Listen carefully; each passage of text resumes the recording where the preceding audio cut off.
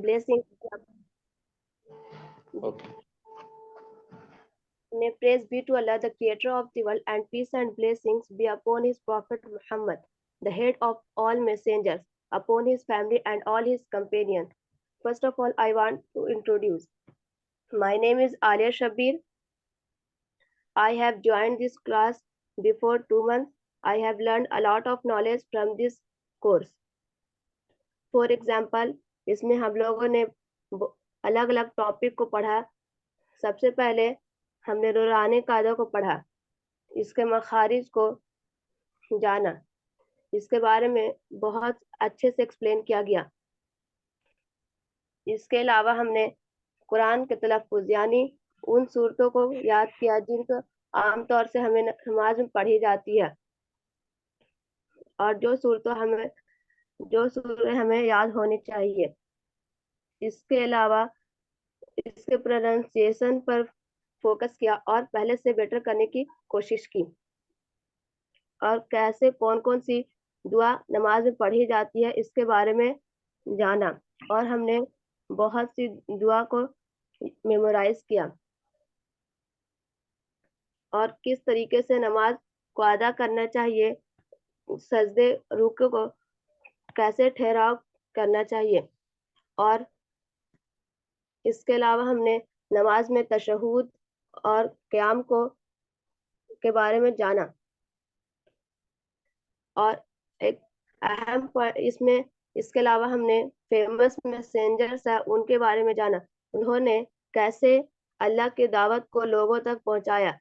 उनके लाइफ में बहुत सी प्रॉब्लम आई, उसके बावजूद भी उन्होंने इस्लाम को फैलाया. और इसमें एक अहम पॉइंट ये है कि इस क्लास में एक वीकली वेबिनार होता था, जिस वेबिनार में अलग अलग स्कॉलर आते थे और अपने अलग अलग टॉपिक को वो डिस्कस किया करते थे. इससे काफ़ी हद तक हमें बहुत कुछ सीखने को मिला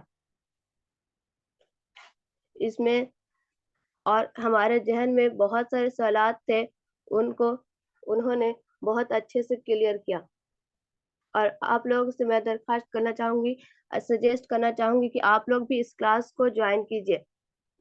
इसका सेकंड बैच इंशाल्लाह 1 जनवरी से स्टार्ट होगा. Thank you so much. बहुत शुक्रिया आलिया शब्बीर. आपने अपना प्रेजेंटेशन बहुत ही अच्छे तरीके से रखा. अब इसके बाद मैं मोहम्मद फैज़ान सल्लमहू से रिक्वेस्ट करूंगा कि वो अपना वीडियो ऑन करें और अपना माइक अनम्यूट करें और अपना प्रेजेंटेशन पेश करें. अस्सलाम वालेकुम. वालेकुम अस्सलाम व रहमतुल्लाह. मेरा नाम मोहम्मद फैज़ान हसीब है. मैं औरंगाबाद से बिलोंग करता हूँ. मैंने इस क्लास को तकरीबन 2 महीने से ज्वाइन किया और मैंने इस क्लास से बहुत कुछ जाना सीखा. जैसे कि मैंने इस कोर्स से अपने कुरान के तलफ़्फ़ुज़ को सही किया, नूरानी कायदा में कुछ बेसिक ग्रामर को जाना, 20 सूरे याद किए, और नमाज में कौन कौन सी दुआ कब पढ़ें, कैसे पढ़ें, और उसको याद भी किया, और अपने फेमस मैसेंजर्स के बारे में जाना सीखा, और उसको अपने लाइफ में कैसे अप्लाई किया जाता है उसे भी जाना, और अपने प्रॉफेट मोहम्मद सल्लल्लाहु अलैहि वसल्लम के बारे में जाना. और इस कोर्स में वीकली वेबिनार होता है, उससे भी मैंने बहुत कुछ जाना कि मोहम्मद सल्लल्लाहु अलैहि वसल्लम कैसे माइग्रेट किया, कब माइग्रेट किया, क्यों माइग्रेट किया, और बहुत कुछ. बहुत शुक्रिया मोहम्मद फैज़ान. आपने भी अपना प्रेजेंटेशन बहुत ही खूब और बहुत अच्छे अंदाज में रखा. अब इसके बाद आखिरी प्रेजेंटेशन पेश करने के लिए मैं रुक़ैया साहिबा से दरख्वास्त करूंगा कि वो अपना माइक अनम्यूट करें और अपना प्रेजेंटेशन पेश करें. ये हमारा आखिरी प्रेजेंटेशन है. जी. Assalamu alaikum to वालेकुम everyone. अस्सलाम व रहमतुल्लाह. First of all, thank you, Arman sir, and thank you for giving me this opportunity to introduce myself. Ruqayya. So I have joined the classes basic Islamic course since 2 months. Basically मैंने इस course को जब join करा है तो इसमें basic Islamic course को 6 chapters में डिस्क्राइब किया गया है, जिसमें से कुछ चैप्टर्स है नूरानी कायदा को विद तजवीद के साथ सीखना, और 20 सूरतों को याद कराया गया है। जिस तरह से हम हर रोज डेली नमाज में सूरतों को पढ़ते हैं उस तरह से अच्छी तजवीद के साथ याद करा है हमने। और दुआ नमाज का सही तरीका क्या है, अब तक नमाज में जो हम गलतियां करते आ रहे थे उन चीजों पे सुधार किया है हमने, बहुत अच्छे से रिकवर करा है। इसके अलावा इसमें पर्सनालिटी ऑफ फेमस मैसेंजर्स की जो पर्सनालिटी पढ़ी है उससे बहुत सारी चीजों को सीखने को मिला है। लाइक अगर हम पर्सनालिटी के बारे में बात करेंगे तो हजरत इब्राहिम अलैहिस्सलाम की पर्सनालिटी को जिस तरह हम लोगों ने पढ़ा है, हजरत इब्राहिम अलैहिस्सलाम की पर्सनालिटी में बहुत सारी चीजें ऐसी हैं जो आज हम अपनी लाइफ में अप्लाई करके अपनी जिंदगी को आसान कर सकते हैं, आसान बना सकते हैं। तो उसमें हजरत इब्राहिम अलैहिस्सलाम के बारे में कुछ पॉइंट्स इस तरह से कि उनकी जो पैदाइश ऐसे घराने में हुई थी जहाँ पे बुत परस्ती होती थी, यहाँ पे लोग बुतों की इबादत करते थे, और अल्लाह ताला ने हजरत इब्राहिम अलैहिस्सलाम को खलीलुल्लाह का लक़ब दिया था, खलीलुल्लाह का लक़ब दिया, अपना दोस्त कहा उनको, लेकिन उनको भी बहुत सारी आजमाइशों से गुजरना पड़ा था, जो कि अगर आज हमारे साथ थोड़ी सी भी प्रॉब्लम्स क्रिएट हो जाती है तो हमें ऐसा लगता है कि हमारे साथ ही ऐसा क्यों हो रहा है। और अगर हम हजरत इब्राहिम अलैहिस्सलाम की पर्सनालिटी को अच्छे से पढ़ेंगे, ब्रीफली जानेंगे, तो ऐसा लगेगा कि हमारे साथ तो ऐसा कुछ भी नहीं हुआ है, आज के टाइम पे तो खासकर ऐसा कुछ भी नहीं हुआ है जिसको हम बर्दाश्त ना कर सकें या सब्र ना कर सकें, उस पर शुक्र ना कर सकें। तो इस तरह से अल्लाह ताला ने हजरत इब्राहिम अलैहिस्सलाम को दोबारा भी आजमाया था। उनको जब वो 80 वर्ष की उम्र में पहुंचे थे तो उनको एक औलाद की नेमत से नवाजा था, और उसके बाद फिर आजमाया उनको कि इनको अपने से दूर कर दो। तो हजरत इब्राहिम अलैहिस्सलाम ने एक लम्हा नहीं लगाया ये सोचने में कि मुझे अपने पास रखना चाहिए, इतने टाइम बाद हमें ये खुशी नसीब हुई है या इतनी अच्छी नेमत से हमें नवाजा गया है। इन सब चीजों के बारे में उन्होंने एक लम्हा भी नहीं लगाया सोचते हुए, और अल्लाह के हुक्म पर अपना अमल पेश करा तुरंत। इसके बाद ही उन्होंने जब इस तरह की जो भी क्रिटिकल कंडीशन उनके सामने आती रही, प्रॉब्लम्स आती रही, उन्होंने सब्र और शुक्र के साथ अल्लाह पे तवक्कुल कायम करते हुए अपने मतलब सारी सिचुएशन से वो आसानी से निकल गए। इस तरह से हमने हजरत मोहम्मद सल्लल्लाहु अलैहि वसल्लम की सीरत के बारे में पढ़ा है, तो उनके बारे में भी ये सारी चीजें जानी है हमने कि कैसे उनको अपने ही शहर से माइग्रेट करना पड़ा था दीन को लेकर। और अगर हमारे पास इस तरह की कोई प्रॉब्लम्स आ जाती है तो हमें लगता है कि हम नहीं कर पाएंगे या हमसे नहीं हो पाएगा, हमने अल्लाह ताला से अपना इतना स्ट्रॉन्ग कनेक्शन नहीं बनाया हुआ, उसकी खास वजह यही है। और उसकी एक बेसिक पॉइंट ये है कि हमने इस्लाम को जाना नहीं है, इस्लाम के बारे में पढ़ा नहीं है, ये सारी चीजों को क्लियर नहीं करा है, इसलिए हम ऐसा सोचते हैं कि सारी प्रॉब्लम हमारे साथ ही क्यों होती हैं। बेसिकली हमने ये सारी चीजों को मैसेंजर्स की पर्सनालिटी से बहुत सारी चीजें सीखी हैं, और जो वीकेंड पे वेबिनार होते थे इसमें पर्सनालिटी को बहुत अच्छे से डिस्क्राइब किया गया था। मोहम्मद सल्लल्लाहु अलैहि वसल्लम की सीरत के बारे में जो बताया गया था हमें, उससे हमारे माइंड में जो भी क्वेश्चंस थे, जो भी डाउट थे, बहुत अच्छे से क्लियर हो गए थे। और जो भी लेक्चर होता था वो बहुत नॉलेजेबल लेक्चर होता था, जिसके बारे में हम लोग सुनते थे, सीखते थे, और अभी भी सीख रहे हैं। जैसे आज के भी वीकेंड पे बहुत अच्छा टॉपिक रखा गया है, इसके बारे में भी पता चलेगा आगे। बाकी मैं लास्ट में आप सबको ये सजेस्ट करना चाहूंगी कि इसका नेक्स्ट बैच स्टार्ट हो रहा है 1 जनवरी को, तो आप सब लोग भी इससे ज्वाइन हुए। बेसिक इस्लामिक कोर्स से आप बहुत सारे बेसिक पॉइंट आपको सीखने को मिलेंगे, इस्लाम के बारे में जानने को मिलेंगे, नमाज का सही तरीका, क्या गलतियां अब तक हम करते आ रहे हैं वो सारी चीजें सीखेंगे। इसके बाद ये गोल्डन अपॉर्चुनिटी है आप सबके लिए। गोल्डन अपॉर्चुनिटी इसलिए कि ये घर बैठ के हम इस्लाम के बारे में जान सकते हैं, बेसिक पॉइंट सीख सकते हैं, उसके बहुत ज्यादा ब्रीफली चीजों को पढ़ सकते हैं, जो भी डाउट्स हैं क्लियर हैं, आज के मॉडर्न टाइम पे हम कैसे अपनी जिंदगी को बदल सकते हैं, वो सारी चीजें हमें पढ़ाई जाएंगी। इसके अलावा आज का जो मॉडर्न टाइम है, टेक्नोलॉजी का हम यूज तो बहुत ज्यादा करते हैं, लेकिन अगर हम उसका थोड़ा सा भी यूज सही मायनों में कर लें तो उससे अगर हमें ये मौका मिल रहा है कि हम इसका यूज करके इस्लाम सीख सकते हैं, तो आई थिंक ये बेहतरीन अपॉर्चुनिटी है हम लोगों को इस्लाम सीखने के लिए। लाइक इंस्टाग्राम है, FB है, इस पे तो हम अपना वक्त बहुत जाया कर देते हैं, लेकिन अगर हम थोड़ा सा टाइम निकाल के इस्लाम की चीजों की या नॉलेज की चीजें सीखेंगे तो मुझे नहीं लगता ये कुछ अलग चीज होगी। आई थिंक बहुत ही अच्छी चीज है ये, और आप सब भी ज्वाइन करें और आगे भी फॉरवर्ड करें ताकि ज्यादा से ज्यादा लोगों को बेसिक इस्लामिक कोर्स की नॉलेज हो सके, और इस तरह से लार्ज स्केल पे लोग इस्लाम को जान सकें, बहुत सारे पॉइंट क्लियर कर सकें। तो ये सारी चीजें हैं, बहुत ही अच्छा सेशन रहेगा अगर आप सब ज्वाइन करेंगे। एज अ रिक्वेस्ट भी मैं कहूंगी कि आप सब ज्वाइन करें ये class. Thank you so much, thank you sir.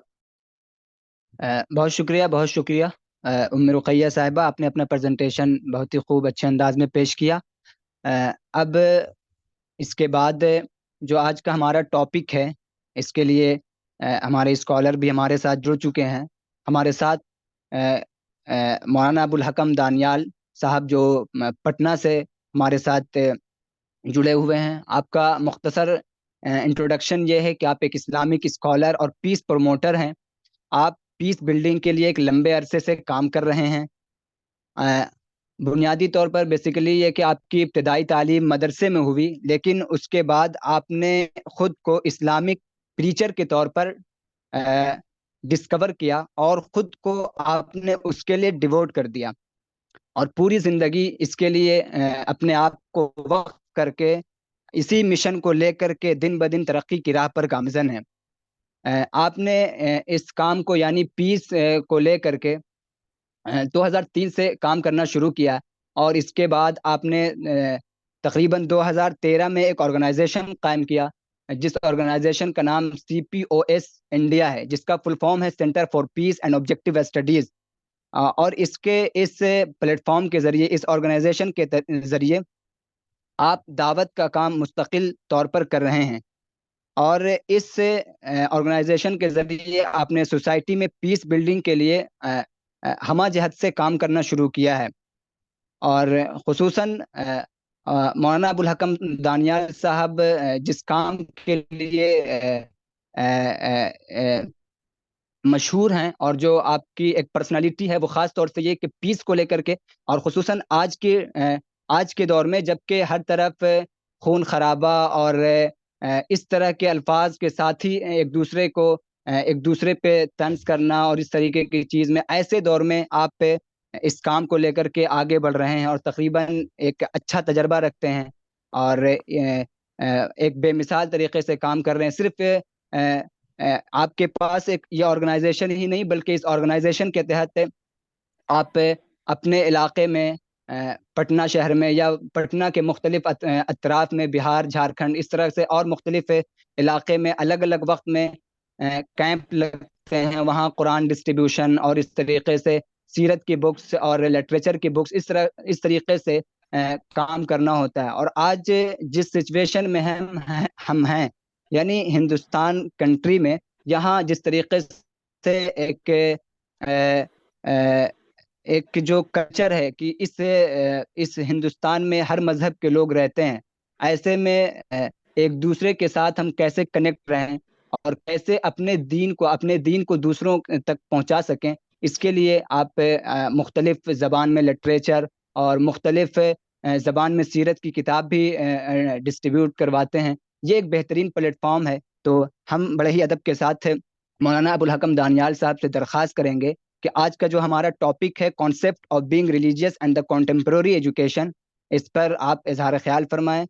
اس سے پہلے کہ میں یہ بات کہہ دوں کہ مولانا اپنی بات رکھیں کہ جن کو بھی سوال جواب کرنا ہوگا، وہ اپنا سوال وہ میسج کے ذریعے آپ ہمیں بھیج دیجئے، اور پھر میں اس کے حوالے سے پھر انشاءاللہ آخر میں سوال جواب کا سیشن بھی چلے گا۔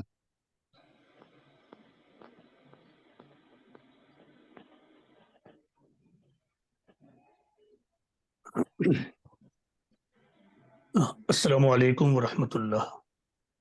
وعلیکم السلام ورحمۃ میں اللہ کا شکر ادا کرتا ہوں کہ اللہ تعالیٰ نے مجھے اپرچونیٹی دی کہ میں آپ لوگوں کے درمیان آ سکوں، اور مجھے بہت خوشی ہو رہی ہے کہ یہ بہت ہی زیادہ ہیلدی پلیٹ فارم معلوم ہو رہا ہے، اور میں ارمان صاحب اور رضوان احمد صاحب اور جو دیگر ساتھی ہیں، حذیفہ صاحب وغیرہ، جو اس پلیٹ فارم کو کنٹینیو کرنے میں کا کام کر رہے ہیں، تو میں آپ تمام لوگوں کا بھی شکر گزار ہوں۔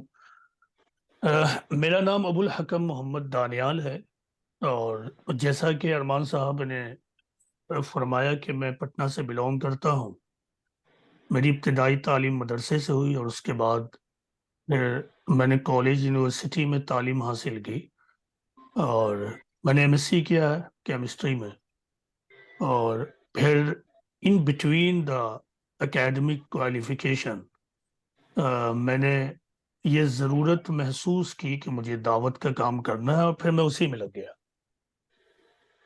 آج کا جو ٹاپک ہے وہ ٹاپک ہے concept of being religious and the contemporary education. تو اس کا لٹرل میننگ تو یہ ہوگا کہ مذہبی ہونے کا مطلب اور معاصر تعلیم۔ اس عنوان اور ہیڈ لائن سے میں نے یہ سمجھا ہے ارمان صاحب سے ڈسکشن کے بعد کہ مذہبی تعلیم اور ماڈرن سائنس کا کیا ریلیشن ہے، اور اس سلسلے میں جو مسلمانوں کے درمیان غلط فہمیاں ہیں اس حوالے سے بات چیت ہو۔ دیکھیے، میں نے کانٹمپرری ایجوکیشن سے مراد لیا ہے ماڈرن سائنس۔ تو سب سے پہلے دیکھیے کانسیپٹ آف بینگ ریلیجیس، یعنی مذہبی ہونے کا کیا مطلب ہے۔ کیا مذہبی ہونے کا مطلب ہے کہ آدمی رہبانیت اختیار کر لے، دنیا سے مکمل معنوں میں کنارہ کشی اختیار کر لے، مناسٹسزم کا طریقہ اختیار کر لے؟ کیا ہے؟ اور خاص طور سے اسلام کے کانسیپٹ میں، اسلام کے وہاں بیٹھو سامنے، خاص طور سے اسلام کے کانٹیکسٹ میں مذہبی ہونے کا مطلب کیا ہے؟ دیکھیے، قرآن و حدیث کے مطالعے سے معلوم ہوتا ہے کہ جو سب سے بنیادی چیز ہے اسلامی تعلیم کے مطابق وہ ہے معرفت الہی۔ علماء نے اس کو واجب اول قرار دیا ہے۔ اب معرفت کیا ہے؟ معرفت کا مطلب ہوتا ہے، سادہ مطلب جو ہوتا ہے لٹرل میننگ، پہچاننا، جاننا، یہ معرفت کا مطلب۔ اسلامک ٹرمینالوجی میں، اسلامی اصطلاح میں معرفت کا مطلب یہ ہے کہ آدمی اپنے رب کو پہچانے، دریافت کرے، اور پھر اس سے ڈسکوری کے بعد وہ اپنے رب اور بندوں کے درمیان کے تعلق کو جانے، بندے اور معبود کے درمیان رشتے کی نوعیت کیا ہے اس کو جانے، نیچر کیا ہے اس کو جانے۔ تو یہ معرفت الہی ہے۔ اور جب ایک انسان کو معرفت الہی یعنی خدا کی دریافت ہو جاتی ہے تو لازمی طور سے اس کا عملی نتیجہ یہ ہوتا ہے کہ اس کا اظہار اس کی پوری زندگی میں ہونے لگتا ہے، اور اس کی پوری زندگی ڈیوائن ٹیچنگ کے تابع ہو جاتی ہے۔ تو یہ مذہبی ہونے کا مطلب اسلام میں ہے۔ تو اب دیکھیے، قرآن میں بار بار اس بات پر فوکس کیا گیا ہے کہ تم کائنات پر غور کرو۔ قرآن و حدیث سے معلوم ہوتا ہے کہ معرفت الہی کے جو سورسز ہیں وہ بنیادی طور سے دو ہیں۔ ہم ایکسٹینڈ کریں تو بنیادی طور سے تین ہوں گے۔ قرآن و حدیث کا مطالعہ، ہمارے چاروں طرف بکھری ہوئی یونیورس اور نیچر کی اسٹڈی، اور اسی طرح تاریخ پر غور و فکر کرنا۔ تو یہ تین سورسز ہیں۔ تو جب ایک انسان کائنات پر غور و فکر کرتا ہے تو وہ ایک طرف اپنے خالق کو دریافت کرتا ہے، اور دوسری طرف کائنات کو سبجیکٹ آف ریسرچ بھی بنا دیتا ہے۔ اب سائنس کیا ہے؟ دیکھیے، میں یہ بتانے کی کوشش کر رہا ہوں کہ اسلام نہ صرف کانٹمپرری ایجوکیشن کی تائید کرتا ہے، ماڈرن ایجوکیشن کی تائید کرتا ہے، بلکہ یہ اسلام ہی ہے جس نے ماڈرن ایجوکیشن کی، ماڈرن سائنس کی بنیاد ڈالی ہے۔ تو جب ایک آدمی یونیورس پر غور کرتا ہے تو پھر اسی چیز کو سائنس کہتے ہیں۔ سائنس کیا ہے؟ سائنس کا بہت سمپل ڈیفینیشن اگر دیا جائے تو سمپلسٹ ڈیفینیشن یہ ہوتا ہے، the study of nature is called science اور سائنسز۔ قرآن میں 700 تحقیق سے یہ بتایا گیا ہے کہ قرآن میں 700 آیتیں ایسی ہیں جو ڈائریکٹلی اپنے پڑھنے والوں کو، ماننے والوں کو یونیورس پر غور کرنے کی تلقین کرتی ہیں۔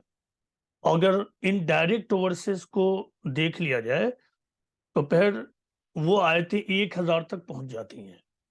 یہی وجہ ہے کہ جب آپ دور اول کے مسلمانوں کی ہسٹری کو دیکھیں گے تو آپ یہ پائیں گے کہ دور اول کے مسلمان ایک طرف مکمل معنوں میں مذہبی ہو گئے، روحانی ہو گئے، یعنی قرآن کے الفاظ میں سچے اور پکے مسلمان اور مومن ہو گئے، اور دوسری طرف انہوں نے علوم کے میدان میں بھی، سائنس کے میدان میں بھی ایک انپیرلل پروگریس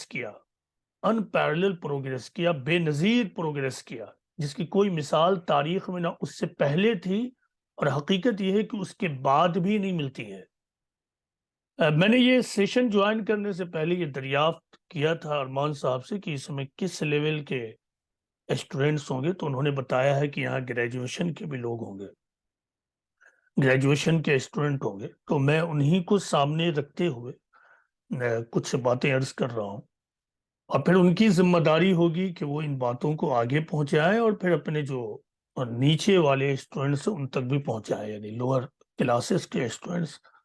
میں نے عرض کیا کہ یہ اسلام ہی ہے جس نے کانٹمپرری ایجوکیشن اور ماڈرن ایجوکیشن کی بنیاد ڈالی ہے۔ یہ آج مسلمانوں کو سمجھنا بہت ضروری ہے۔ اس سلسلے میں چند ریفرنسز آپ کو پیش کرتا ہوں۔ ابھی میرے سامنے انسائکلوپیڈیا بریٹینیکا میں نے کھول کر رکھا ہوا ہے، یہ اس کا والیوم نمبر 18 ہے، والیوم نمبر 18۔ انسائکلوپیڈیا بریٹینیکا میں ایک چیپٹر، والیوم نمبر 18 میں ایک چیپٹر ایجوکیشن کے اوپر ہے۔ اس ایجوکیشن چیپٹر میں ایک حصہ جو ہے وہ اسلامک ایرا پر ہے۔ اس چیپٹر میں دیکھیے، اس کی ایک پیسج کو میں آپ کے سامنے پڑھتا ہوں۔ یہ پیسج اس طرح ہے کہ اسلام placed a high value on education, and as the faith spread among diverse peoples, education became an important channel through which to create a universal and cohesive social order۔ سادہ مطلب اس کا یہ ہے کہ اسلام نے ایجوکیشن پر بہت زیادہ فوکس کیا اور اس پر اہمیت ڈالی، اور جیسے جیسے فیتھ اور اسلام پھیلتا گیا تو پھر یہی ایجوکیشن ایک امپورٹنٹ چینل بھی بن گیا۔ By the middle of the 19th century, knowledge was divided into 3 categories۔ 9ویں صدی تک اسلامک نالج کو 3 الگ الگ حصوں میں تقسیم کر دیا گیا: Islamic sciences, the philosophical and natural sciences, and the literary arts. The Islamic sciences which emphasized the study of the Quran and the Hadith and their interpretation by leading scholars and theologians۔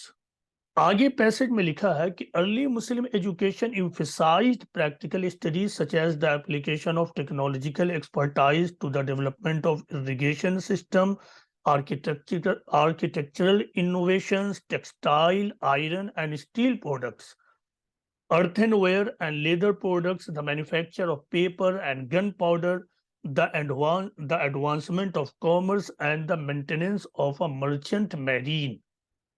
آگے لکھتا ہے کہ after the 11th century, however, the denominational interest dominated higher learning and the Islamic sciences achieved preeminence۔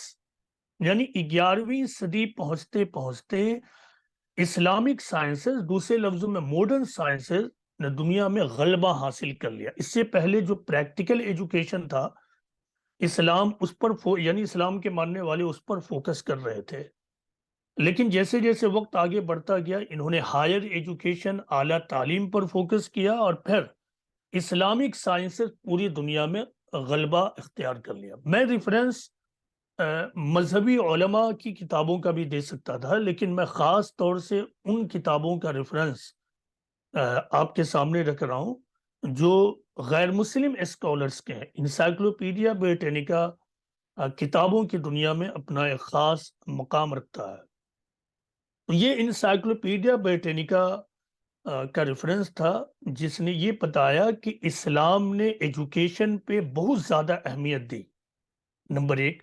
Number 2 یہ کہ ابتدائی طور سے اسلام نے پریکٹیکل ایجوکیشن پر فوکس کیا۔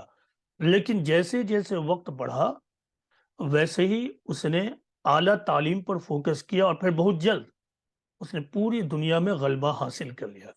اسی طرح میں ایک ریفرنس آپ کو برٹن رسل کی کتاب کی دوں گا۔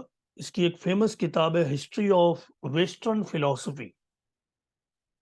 آپ تمام لوگ جو اسٹوڈنٹس انہوں نے ڈارک ایجز کا نام سنا ہوگا، یعنی جو رینیسنس سے پہلے کا دور ہے اس کو ہسٹورین ڈارک ایجز کہتے ہیں، یا میڈائیول پیریڈ کو عام طور سے ڈارک ایجز کہا جاتا ہے، یا رینیسنس سے پہلے کا جو دور ہے اس کو۔ برٹن رسل ایک لیڈنگ فلاسفر اور one of the most important scholars, English scholar گزرے، وہ یہ لکھتے ہیں کہ our use of the phrase the dark ages to cover the period from 600 to 1000 marks our undue concentration on Western Europe. In China, this period includes the time of Tang Dynasty, the greatest age of Chinese poetry, and in many other ways, a most remarkable epoch. From India to Spain, the brilliant civilization of Islam flourished. یعنی برٹن رسل یہ لکھتے ہیں کہ 600 سے لے کر 1000 عیسوی تک کے دور کو ہم ڈارک ایجز کہتے ہیں، لیکن یہ ویسٹرن سویلائزیشن کو ناواجب اہمیت دینا ہے، کیونکہ اسی زمانے میں چین میں شاندار تنگ ڈائنسٹی تھی، وہاں کی شاندار پوئٹری کا دور تھا۔ وہی زمانہ ہے جبکہ انڈیا سے اسپین تک اسلامک تہذیب بہت زیادہ فلورش کر چکی تھی۔ تو جو چیز کرسچن ڈوم کے لیے، کرسچن سلطنت کے لیے ڈارک ایجز ہے، وہ دوسری تہذیب اور اسلامی تہذیب کے لیے ڈارک ایجز نہیں تھی، تاریک دور نہیں تھا، بلکہ اسی دور میں اسلامی تہذیب نے شاندار ترقیاں حاصل کی تھی۔ یہ دو بڑے ریفرنسز میں نے دیے ہیں جس سے آپ کو اندازہ ہوا ہوگا کہ اسلامی تہذیب نے کتنا زیادہ غلبہ حاصل کیا۔ یہ ایک ایکنالجڈ اور ایکسپٹڈ ٹروتھ ہے کہ اسلام نے ماڈرن سائنس کی بنیاد ڈالی ہے۔ میڈائیول پیریڈ میں سائنس کا کوئی فیلڈ ایسا نہیں ہے جس میں مسلمان ڈومینیٹ نہیں کرتے ہوں۔ مثال کے طور پر ابن سینا اور رازی، یہ اپنے زمانے کے سب سے بڑے میڈیکل سائنٹسٹ اور ڈاکٹر تھے۔ ابن سینا کی کتاب القانون فی الطب 1650 تک غالباً یورپ کے اکثر یونیورسٹیز میں بطور سلیبس پڑھائی جاتی تھی۔ اسی طرح آپ کو معلوم ہے کہ جغرافی ایک بہت بڑا اور امپورٹنٹ سبجیکٹ آف سائنس ہے۔ تو میڈائیول پیریڈ میں اس زمانے میں جو سب سے بڑا جغرافر تھا وہ الادریسی تھا۔ اسی طرح سرجری کے میدان میں مسلمانوں نے جو کام کیا، الزہراوی کی کتاب ہی سے سرجری کی چیزوں کو لے کر لیٹن میں ٹرانسلیٹ کیا گیا اور پھر یہ یوروپین ورلڈ میں پھیلا۔ اسی طرح سارے اسٹوڈنٹ یہ جانتے ہوں گے کہ واسکو ڈی گاما نے انڈیا اور یورپ کے درمیان ہندوستان کا راستہ ڈسکور کیا تھا، لیکن آپ کو اور ہم کو یہ جاننا چاہیے کہ اس راستے کی ڈسکوری میں جس نے مدد کی تھی واسکو ڈی گاما کی، وہ ایک مسلمان پائلٹ تھا۔ واسکو ڈی گاما دراصل ایک پرتگیز تھا، وہ سفر کر کر افریقہ آیا اور افریقہ کے موزمبیق کے کنگ نے، سلطان نے اس کو 2 پائلٹ دیے۔ یہ دونوں مسلمان تھے۔ ایک مسلمان اس وقت بھاگ گیا جب اس کو معلوم ہوا کہ واسکو ڈی گاما ایک کرسچن ہے، مسلمان نہیں ہے۔ احمد بن ماجد نام کے پائلٹ اس کے ساتھ رہے اور اسی نے دراصل واسکو ڈی گاما کی گائیڈنس کی۔ اسی طرح آپ کو معلوم ہے کہ کرسٹوفر کولمبس کے سر بنتا ہے نیو ورلڈ یا امریکہ کی ڈسکوری، لیکن ہمیں یہ معلوم ہونا چاہیے کہ اس ڈسکوری میں جس تھیوری نے اس کی مدد کی تھی وہ دراصل زمین کے گول ہونے کا کانسیپٹ اور آئیڈیا ہے۔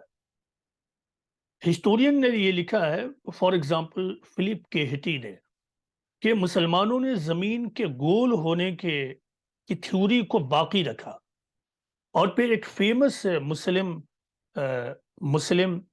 ایسٹرونومر گزرے ہیں، ابو عبیدہ مسلم البلنسی، تو انہوں نے اپنی کتاب میں اس تھیوری کو درج کیا۔ اس کتاب سے اس کا لیٹن میں ٹرانسلیشن ہوا اور پھر یہ چیزیں یورپ میں پھیلی۔ تو یہ معاملہ ہے مسلمانوں کا، یہ معاملہ ہے مسلم ایرا کا، جس سے آپ کو یہ اندازہ ہوگا کہ مسلمان یعنی اسلام نہ صرف ماڈرن سائنس یا کانٹمپرری ایجوکیشن معاصر علوم کی تائید کرتا ہے بلکہ it was Islam who founded the base for modern education اور modern science. اور یہ صرف میں نہیں کہہ رہا ہوں. مثال کے طور پر ایک جرمن فلاسفر گزرے، اگر ان کا نام مجھے یاد ہو، اے ہمبولٹ. انہوں نے اپنی کتاب میں لکھا ہے کہ it is Arabs who should be regarded as the real founder of the physics. اسی طرح بریفالڈ کی مشہور کتاب ہے میکنگ آف ہیومنیٹی، اس میں اس نے اسلامی تہذیب کے بارے میں ایک بڑی بات یہ لکھی ہے، بہت ہی واضح انداز میں اس نے یہ لکھا ہے کہ the debt of our science to that of the Arabs does not consist a startling discovery of revolutionary theories. Science owes a great deal more to the Arab culture. It owes its existence. یعنی جو ہماری science ہے، European science, اس کے لیے صرف بڑی بات چونکا دینے والی تھیوریز اور انقلابی نظریات کی دریافت نہیں ہے، بلکہ سائنس اس سے کہیں زیادہ عرب تہذیب کی مرہون منت ہے، بلکہ خود وہ اپنے وجود کے لیے عرب تہذیب کی مرہون منت ہے. تو ان ریفرنسز سے آپ کو بخوبی اندازہ ہو گیا ہوگا کہ اسلام نہ صرف ماڈرن ایجوکیشن کی تائید کرتا ہے اور کہتا ہے کہ ماڈرن ایجوکیشن، کانٹمپرری ایجوکیشن زیادہ پراپر ٹرم ہوگا. کانٹمپرری ایجوکیشن کا مطلب ہوتا ہے جو زمانے کا علم ہو. آج ماڈرن ایجوکیشن کو زمانے کا علم کہا جا رہا ہے. این ممکن ہے کہ آنے والے ایجز میں، سینچری میں کوئی دوسرا ایجوکیشن ہوگا جو سائنس کو سرپاس کر جائے، تو پھر وہ ایجوکیشن امپورٹنس اختیار کر لے گا. تو ہمیں نہ صرف ایجوکیشن حاصل کرنا ہے بلکہ ماڈرن ایجوکیشن حاصل کرنا. اگر ایک مسلمان سچے معنوں میں معرفت الہی حاصل کر لے، یعنی اپنے رب کو، اپنے کریٹر کو ڈسکور کر لے، تو ایٹ دا سیم ٹائم اس کے اندر جو صفت اور کیریکٹرسٹکس پیدا ہوگی وہ ہوگی کائنات پر غور و فکر کرنا.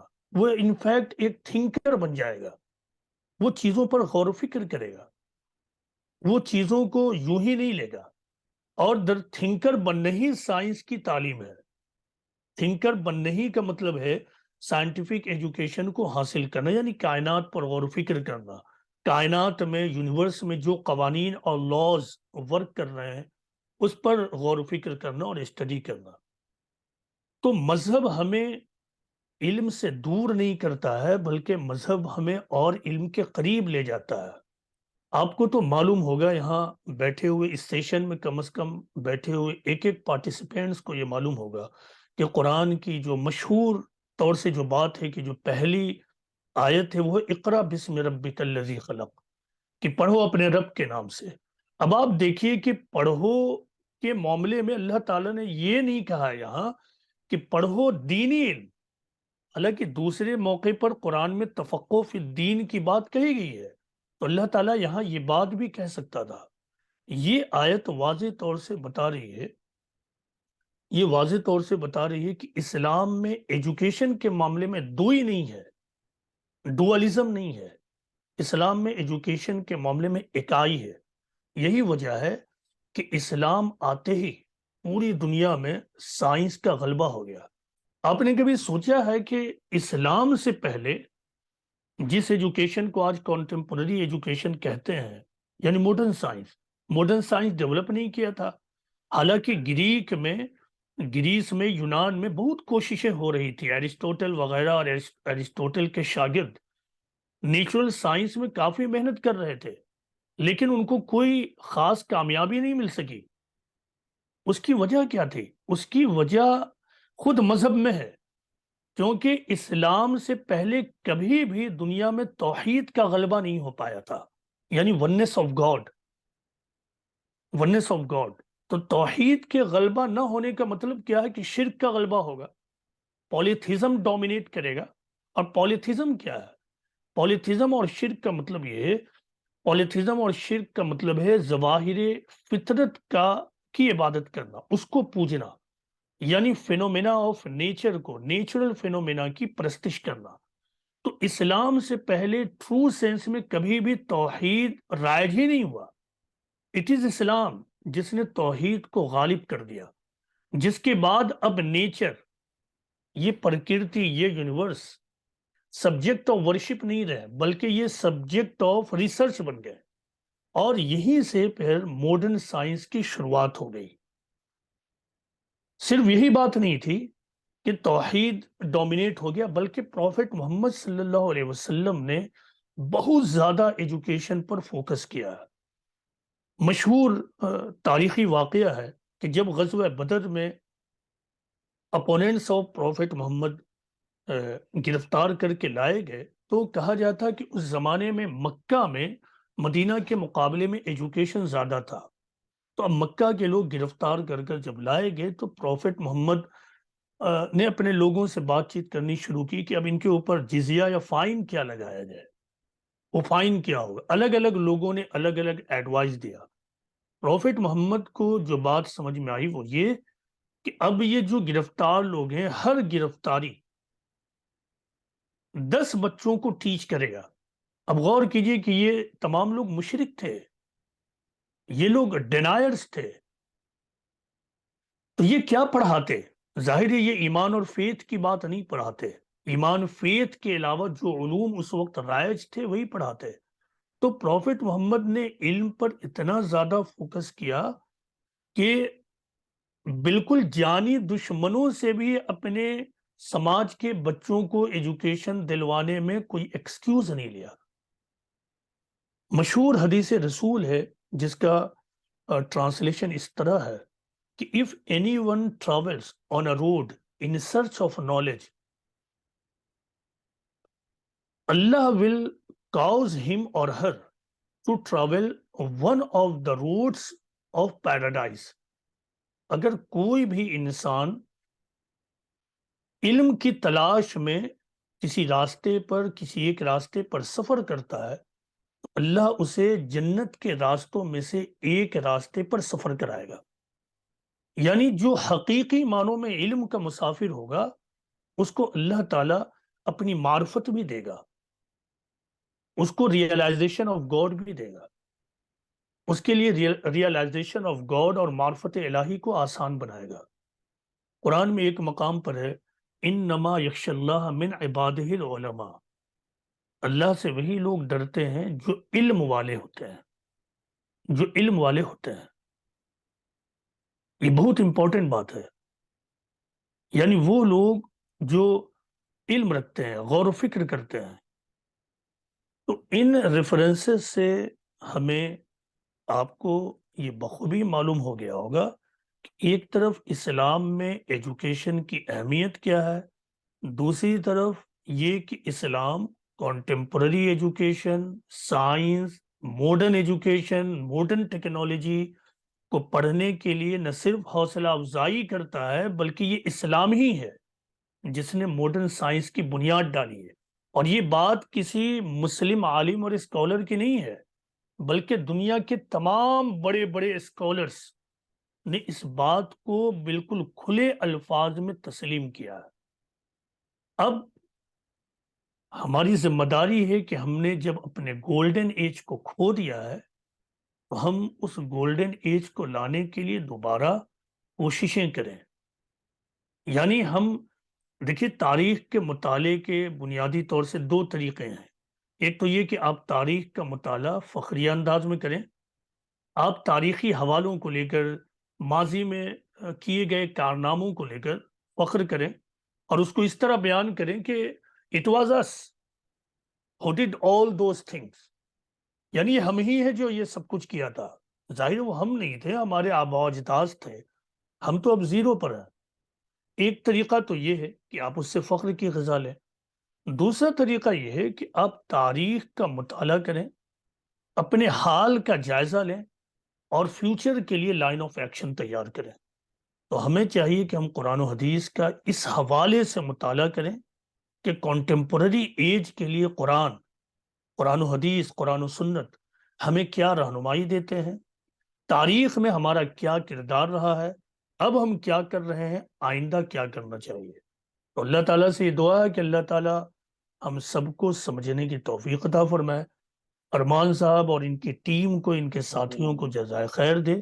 یہ بہت ہی اہم کوشش ہے۔ دیکھیے، مسلمانوں کے ماڈرن ایجوکیشن میں بعد کے زمانے میں پچھڑنے کی ایک وجہ کم از کم یہ بھی رہی ہے کہ جس زمانے میں مسلمانوں کو اعلیٰ تعلیم کی اہمیت کا اندازہ ہو بھی گیا کسی نہ کسی طرح، جیسے سر سید احمد خان نے علی گڑھ یونیورسٹی کی تحریک چلائی، پھر جامعہ یونیورسٹی وغیرہ کی بنیاد پڑی، ذاکر حسین وغیرہ اور ان کے ساتھیوں اور رفقا کی تحریک کے نتیجے میں تو ہوا یہ کہ یونیورسٹیز اینڈ کالجز تو بنائے گئے لیکن اسکولز پر توجہ نہیں دیا گیا۔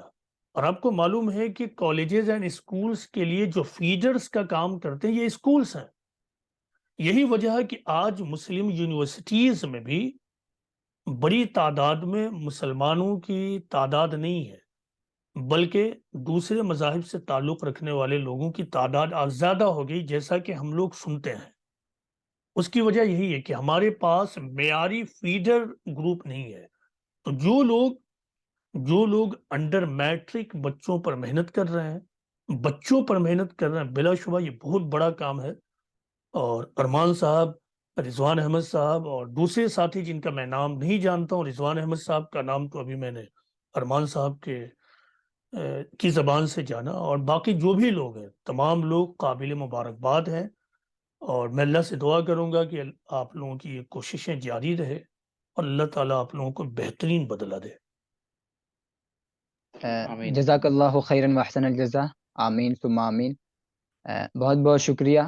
ہمارے بیچ جو آج کا ہمارا ٹاپک تھا ماڈرن ایجوکیشن کو لے کر کے، اور اس ٹاپک کو لے کر کے ہمارے اسکالر مولانا ابوالحکم دانیال صاحب نے بہت ہی بریفلی، بہت ہی جامع انداز میں ہمارے سامنے بات رکھی۔ اب میں آڈینس سے یہ ریکویسٹ کروں گا کہ اگر آپ کے پاس کوئی سوال ہو تو آپ اپنے سوالات رکھ سکتے ہیں۔ ایک سوال آیا ہے چیٹ میں، what are the contemporary challenge of Muslim society in modern ایرا؟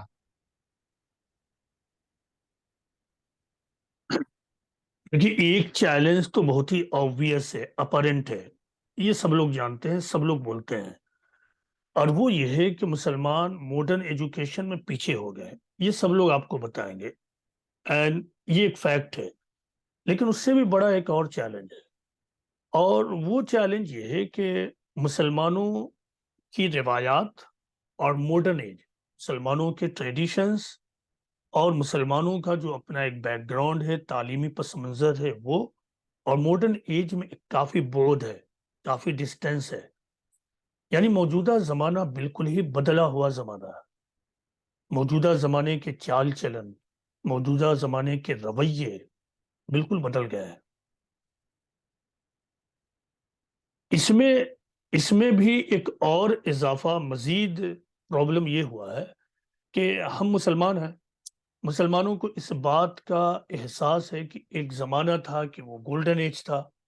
ابھی چند ہی سال پہلے کی بات ہے کہ انڈین سب کانٹیننٹ میں مغلوں کی حکومت تھی، and they were also Muslims.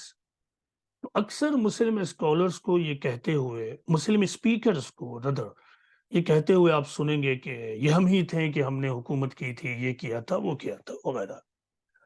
تو ہم اس سے یہ اندازہ ہوتا ہے کہ مسلمانوں کے اندر ایک شکست خوردہ نفسیات پیدا ہو گئی ہے، یعنی احساس ہے کہ ہم شکست کھا گئے ہیں، ہم پیچھے ہٹ گئے ہیں۔ تو ہمارے لیے چیلنج یہ ہے کہ ہم ان نفسیات سے اوپر اٹھ جائیں، ہم اپنے آپ کو حالات کو فیس کرنے کے قابل بنائیں، بدلے ہوئے زمانے کو اور اس کے چیلنجز کو ایکسپٹ کریں، اور پھر ہم اس کی تیاری میں لگ جائیں۔ قوموں کی تقدیریں اسی طرح بدلتی ہیں، اس میں کوئی بڑی بات نہیں ہے کہ آج ویسٹ ڈومینیٹ کر رہا ہے، یا پھر انڈیا میں ہندوز ڈومینیٹ کرتے ہیں. تو یہ ایام قرآن میں یہ بتایا گیا ہے کہ وَتِلْكَ الْأَيَّامُ نُدَاوِلُهَا بَيْنَ النَّاسِ، کہ ہم ان ایام کو لوگوں کے درمیان بدلتے رہتے ہیں. ایام سے مراد ہے وکٹریز اینڈ ڈیفیٹس کے جو ڈیز ہوتے ہیں، ہم ان کو بدلتے رہتے ہیں. غلبہ اور مغلوبیت کے جو ادوار ہیں، ہم ان کو کبھی ایک قوم کے ساتھ رکھتے ہیں، کبھی دوسرے قوم کے ساتھ. تو زندہ قوم کی نشانی یہ ہے، علامت یہ ہے کہ وہ اپنے مغلوبانہ دور میں بھی زندگی کے ساتھ زندہ رہتا ہے، وہ پست ہمتی سے کام نہیں لیتا ہے. ہمارے لیے ضرورت یہ ہے کہ ہم حوصلے سے کام لیں اور اپنی ذمہ داریوں کو سمجھیں. مسلم یوتھ کی بہت بڑی ذمہ داری ہے. مسلم یوتھ، آج کا جو مسلم یوتھ ہے، وہ اپنی قومی ذمہ داری کو نہیں سمجھ رہا ہے. وہ قومی ذمہ داری یہ کہ کسی بھی قوم کا جو برڈن ہے وہ دراصل یوتھ پر ہوتا ہے. یوتھ اگر سویلائزڈ ہوئی تو اس کا مطلب یہ ہے کہ وہ قوم بھی سویلائزڈ ہوگی. تو ہمارے لیے بڑا چیلنج یہی ہے. اسی سے جو ایک اور بات نکلتی وہ یہ ہے کہ چونکہ ایک زمانہ وہ تھا کہ ایک قوم اور دوسری قوم کا جو ملنا جلنا ہوتا تھا وہ بہت فریکوینٹ نہیں ہوتا تھا. ایک قوم اپنی جگہ رہتی ہے، دوسری قوم دوسری جگہ رہتی ہے. دوریاں تھیں، اب یہ دوریاں مٹ گئی ہیں. اب تو سوشل میڈیا کا زمانہ ہے. تو دوریاں مٹنے کی وجہ سے، اور دوسری طرف یہ مغلوبانہ ذہنیت، کہیں نہ کہیں مسلمانوں کے اندر ٹکراؤ والی نفسیات پیدا ہو گئی ہے. تو ہمیں ان نفسیات سے اوپر اٹھ کر دیگر اقوام کے ساتھ دوستانہ ریلیشن اسٹیبلش کرنا ہے، اور پیسفل انداز میں رہتے ہوئے جو ہمارا لائن آف ایکشن اس کی طرف بڑھنا. ماڈرن ایجوکیشن ہمارے لیے چیلنج ہے وہ ایک طرف، لیکن اس سے بھی بڑے چیلنجز یہ ہیں کہ ہم حالات کو حوصلہ مندی کے ساتھ فیس نہیں کر پا رہے ہیں، اور بہت جلد ہم گھبرا جاتے ہیں، اجلت پسندی کا اظہار کرتے ہیں. تو ہمیں ان چیزوں سے بچنا ہے، اور اپنی نفسیات پر، اپنے اعصاب پر اور اپنے نرو پر کنٹرول کرنا ہے، اور منصوبہ بند طریقے سے آگے بڑھنا ہے. ماڈرن ایجوکیشن حاصل کیجیے اور دین کے تقاضوں کو سمجھیے کہ دین کے تقاضے کیا ہے، دینی اعتبار سے آپ کی کیا ذمہ داریاں.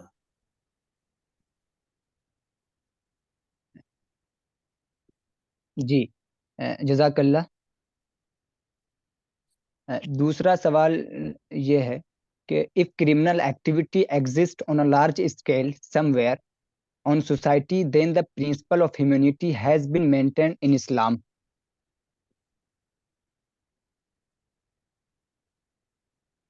سوال پورا نہیں ہوا ایسا لگتا ہے، پھر سے آپ پڑھیے. سوال ہے if criminal activity exists on a large scale somewhere on society, then the principle of humanity has been maintained in Islam. سوال تو اس سے نہیں بن پا رہا ہے جو میں سمجھ رہا ہوں، جس کا یہ سوال جی. ہے. اگر میں یہ سمجھ رہا ہوں کہ اگر کرمنل ایکٹیویٹیز دنیا کے کسی حصے میں اگر کہیں موجود ہے، تو پھر جو انسانیت کا اسلامی اصول ہے وہ مینٹین رہا ہے. کیا یہی بات ہے؟ جی، ایک صاحبہ کا میسج آیا. جی یہی سوال ہے. جی ٹھیک.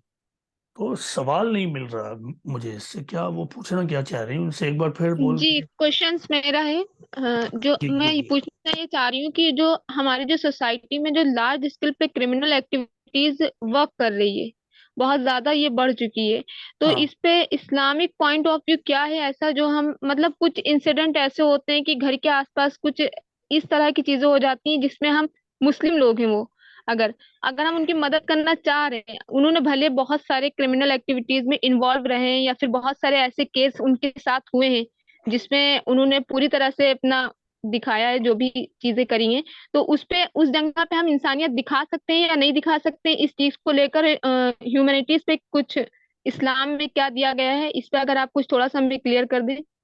دیکھیے، ایک بات تو یہ سمجھنا ہے کہ اسلامی تعلیم یہ ہے کہ نیکی کے کام میں ایک دوسرے کی مدد کرو اور گناہ کے کام میں ایک دوسرے کی مددگار تم مت بنو. ایک اصول یہ آپ ہمیشہ کے لیے اپنے ذہن میں رکھیے، یہ اسلامی تعلیم ہے. اب وہ نیکی کا کام کوئی بھی کرے گا، مسلمان کرے گا تو مسلمان کے ساتھ ہو جائیں گے ہم، غیر مسلم کرے گا تو غیر مسلم کے بھی ساتھ ہو جائیں گے. اس نیکی کے کام کو ایکسٹینڈڈ فارم میں بیان کیا جائے تو اس کا مطلب ہوگا ویلفیئر کا کام. تو ویلفیئر کا کام، ہیومنیٹی کا کام اگر ایک مسلمان کرتا ہے تو اس کے ساتھ ہے، غیر مسلم کرتا ہے تو اس کے ساتھ ہے. اب اگر کسی سماج میں اس کو روکنے کے لیے اگر بالخصوص آپ کریمنل ایکٹیویٹیز کی بات کر رہی ہیں، اگر مسلمانوں کے اندر ہے، مسلمانوں میں خرابیاں پیدا ہو گئی ہیں، وہ کریمنل ایکٹیویٹیز میں انگیج ہو گئے ہیں، اس کا حل تعلیم کے علاوہ کچھ بھی نہیں ہے. ان کی ذہن سازی نہیں کرنا. مولانا، ان کا کہنا یہ ہے بچی کا کہ کیا اس کو کنڈیم کرنا چاہیے یا نہیں کرنا چاہیے. شی وانٹس ٹو سے دس ایکچولی، وہ اگر کہنا چاہ آپ رہی ہے. ایگزیکٹ یہی کہ ہاں. اگر آپ یہ کہنا چاہ رہے ہیں تو اس کا جواب پہلے ہی لائن میں موجود ہے. اسی لیے میں نے یہ عرض کیا کہ اسلامی تعلیم یہ ہے کہ جب نیکی کا کام کوئی بھی کرے آپ اس کا ساتھ دیجئے، برائی کا کام کرے تو ساتھ نہیں دیجئے. اب اگر ایک مسلمان کوئی ان ہیومن ایکٹیویٹی کر رہا ہے، ایک مسلمان بیڈ ایکٹیویٹی کر رہا، وہ سماج کا دشمن بن گیا ہے، یو مسٹ کانڈیم دیم. آپ کو انہیں کانڈیم کرنا ہے، نہ کہ ان کے ساتھ کھڑا ہو جانا ہے. ساتھ ان کریمنلز کے کھڑے ہو جائیں آپ جو کریمنلز اپنی اصلاح کرنا چاہتے ہیں، آپ ان کی اصلاح کیجئے. لیکن جہاں تک پلین انداز میں یہ سوال کیا جائے کہ کیا انہیں کانڈیم کرنا ہے تو یو مسٹ کانڈیم. یہ آپ کے ایمان کا بھی تقاضا اور حالات کا بھی تقاضا ہے. ٹھیک ہے. اور اس کو روکنے کے لیے مطلب کچھ چھوٹی سے پوائنٹس پہ اگر آپ ہمیں کچھ چیزیں بتا دیں کہ ہم یہ چیزیں روکنے کے لیے کیا کر سکتے ہیں، چھوٹی سی کوشش یا کوئی شروعات ایسی جو اپنی سوسائٹی کو ڈیولپ کر سکیں. اسی طرح کی کوششیں ہیں جیسے جو ارمان صاحب اور رضوان صاحب کر رہے ہیں. آپ ہمیشہ یاد رکھیے کہ جو کام عمل کے ذریعے ہو رہا ہے، عمل سوچ کے تابع ہوتا ہے. ایک انسان جو کچھ بولتا ہے، جو کچھ کرتا ہے، وہ سب کچھ دراصل اپنے سوچ کے تحت کرتا ہے. جیسے اس کی سوچ ہوتی ہے ویسے ہی اس سے عمل ایکسپریس ہوتا ہے. اس کا مطلب یہ ہے کہ آپ کو لوگوں کو ٹیچ کرنا ہوگا، ان کی ذہن سازی کرنی ہوگی. آپ جہاں کہیں بھی ہوں تو آپ یہ کام کیجئے.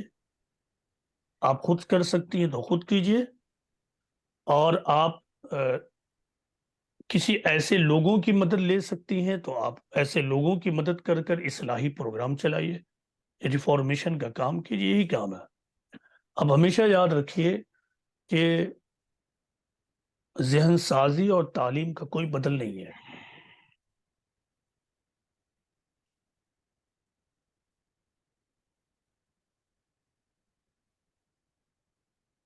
Next question.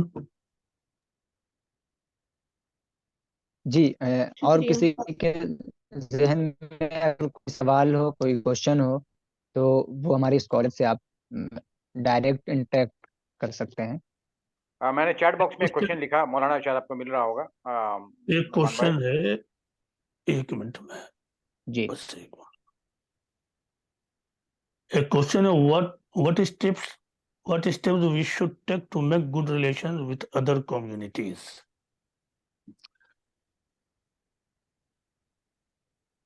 بہت ہی سادہ طریقہ ہے.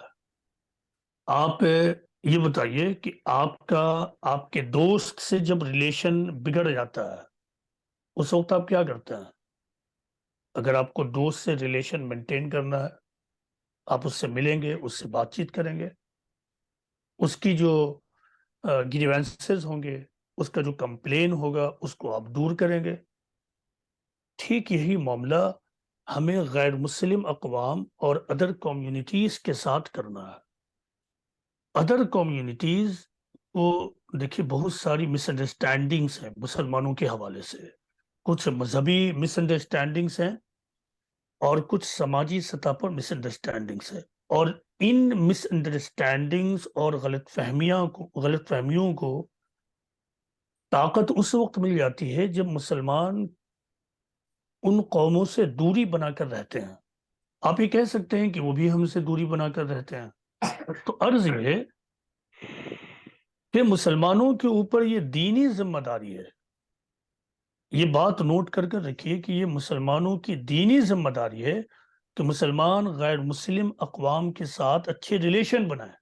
اور اچھا ریلیشن بغیر ان سے انٹریکشن کیے ہوئے نہیں ہوگا. تو آپ ان سے انٹریکشن اسٹیبلش کیجئے، ان سے اختلاط کیجئے. یہ کٹ کر رہنا، گھیٹوئسٹ لائف گزارنا جو ماڈرن ایج میں مسلمانوں سے ہوا ہے، وہ ورکیبل نہیں ہے. میں نے اس کو دینی ذمہ داری کیوں کہی؟ وہ اس لیے کہی کہ مسلمانوں کے اوپر جو دینی اعتبار سے فرض منصبی ہے وہ ہے دعوت اللہ کی ذمہ داری، یعنی دیگر اقوام تک خدا کے پیغام کو پہنچانا. تو دیگر اقوام تک خدا کا پیغام پہنچانا اس کے بغیر ممکن ہی نہیں ہے کہ آپ کا ان کا ادر کمیونٹیز کے ساتھ ریلیشنز اچھے ہوں. تو آپ کو ریلیشنز اچھے بنانے ہیں. ٹھیک اسی طرح جس طرح ایک بزنس مین، ایک بہترین بزنس مین یونیلیٹرل بیسس پر اپنے گراہک اور کسٹمرز کے ساتھ اچھا ریلیشن اسٹیبلش کرتا ہے. اس دنیا میں مسلمانوں کی حیثیت وہی ہے. مسلمانوں کو اللہ تعالیٰ نے اپنا دین دیا ہے، اور نہ صرف دین دیا ہے کہ اس پر عمل کرو، بلکہ اس کے ساتھ ایک بڑی ذمہ داری ہے کہ یہ اس کو تمام انسانیت تک پہنچائیں. اور آپ پہنچا نہیں سکتے ہیں جب تک کہ آپ ان کے ساتھ اچھا ریلیشن قائم نہ کریں. ان کے ساتھ آپ ملیں، دوریاں ختم کریں. پچھلے زمانے میں آپ اپنے والد محترم یا ان سے بھی بڑے لوگ ہوں گے تو ان سے آپ پوچھئے گا کہ عیدوں میں ملنا جلنا، اسی طرح ان کے جو تہوار ہوتے ہیں اس میں ملنا جلنا ایک عام بات تھی. یہ ادھر 2-3 ڈیکیڈ کی بات ہے کہ مسلمان اور غیر مسلم اقوام کے درمیان دوریاں بڑھتی گئی، اور جو ڈائی ہارڈ اور کٹر قسم کے لوگ ہیں وہ اس میں ہوا دیتے ہیں. آپ جو بھی موقع ہو اس کو اویل کر انٹریکشن کیجئے. اور یہ انٹریکشن آپ کو یونیلیٹرل بیسس پر کرنا. آپ اس انتظار میں نہ رہیں کہ وہ آپ سے آ کر انٹریکشن کرے گا، وہ ملے جلے گا، وہ دنیا ختم کرے گا. آپ بہانہ بنائیں.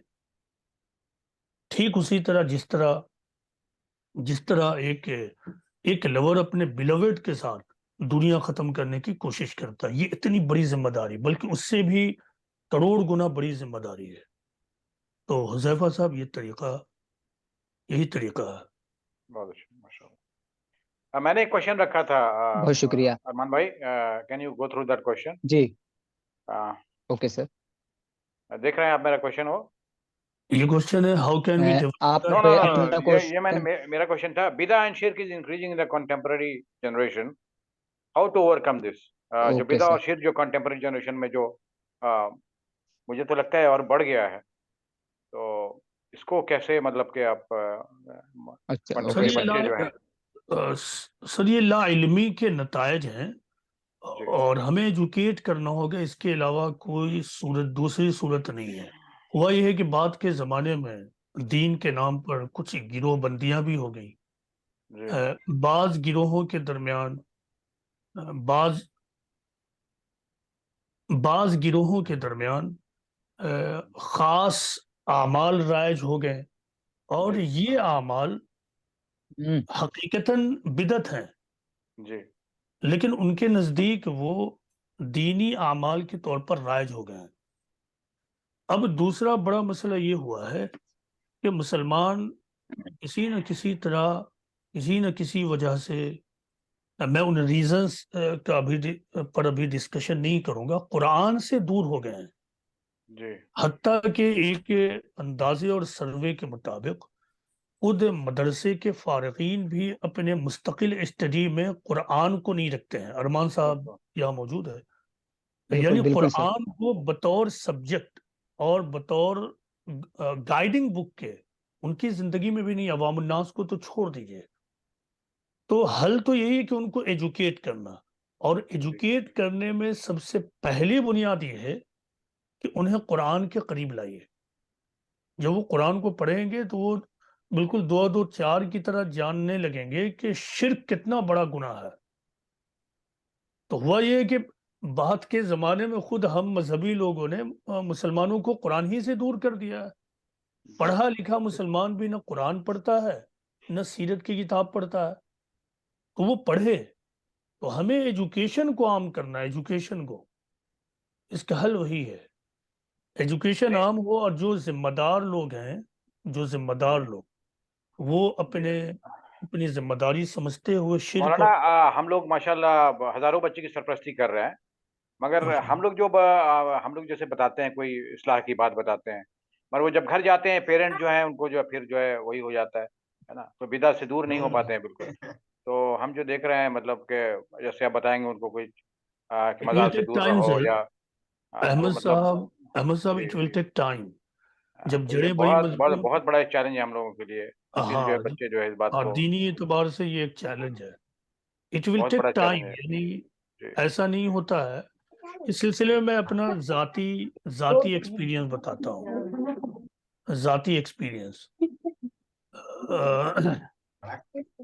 جیسے میرے جو والد تھے، والد محترم، تو میرے والد توحید اور شرک کے معاملے میں بہت ہی زیادہ سنجیدہ تھے، اور اس معاملے میں وہ رائی کے دانہ برابر بھی کمپرومائز نہیں کیا کرتے تھے اپنی ذات کی سطح پر.